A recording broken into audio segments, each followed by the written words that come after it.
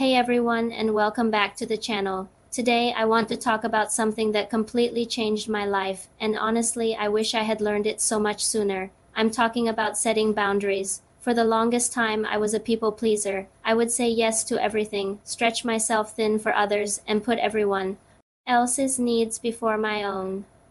I thought that's what it meant to be a good friend, a good colleague, a good person, but I ended up feeling exhausted, resentful, and completely disconnected from what I truly wanted.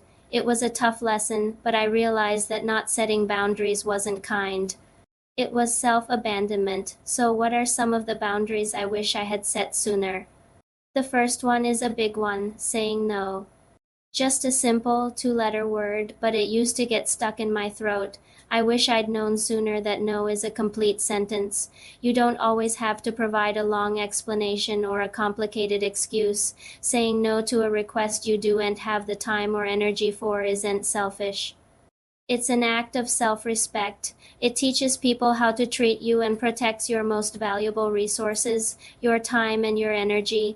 I started small by saying no to minor social events I wasn't excited about, and gradually built up my confidence to say no to bigger asks that didn't align with my priorities. The second boundary is about protecting my emotional space. I used to be an emotional sponge for everyone around me. I'd listen to endless complaining, get pulled into other people's drama, and take on their stress as if it were my own.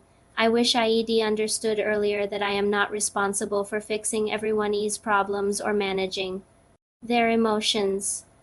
A crucial boundary I set was learning to say, I'm here for you, but I don't have the emotional capacity to discuss this right now, or simply limiting my time with people who consistently drain my energy.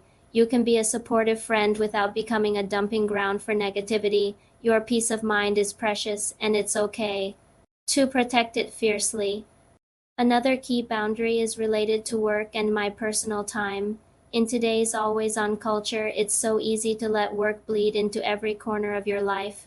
I used to answer emails late at night, take calls on weekends, and feel guilty for not working when I was supposed to be resting. The boundary I set was creating a clear cutoff time. When my workday is over, it's over. I turn off notifications, close my laptop, and fully engage in my personal life. This wasn't easy at first. I felt like I was slacking, but the result?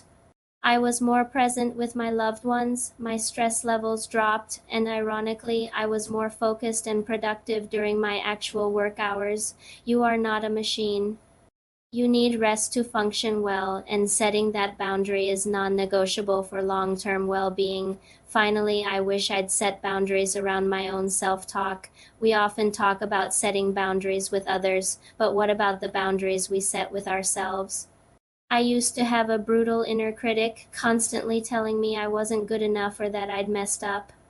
Learning to set a boundary with that negative voice was transformative. When the criticism starts, I now consciously stop and say that's not helpful or true.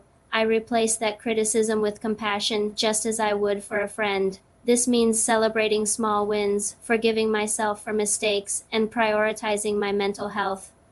Remember, how you speak to yourself matters just as much, if not more, than how others speak to you. Setting boundaries is a journey, not a destination. It can feel uncomfortable and even scary at first, especially if you're used to putting others first. But with practice, it becomes an empowering act of self-love that strengthens your relationships and improves your quality of life. Start small, be consistent, and give yourself grace. You deserve to live a life that feels good to you, not just one that looks good to others. Thanks so much for watching today. If this resonated with you, let me know in the comments which boundary you're working on setting, and don't forget to like and subscribe for more content on living a more intentional life. See you in the next one.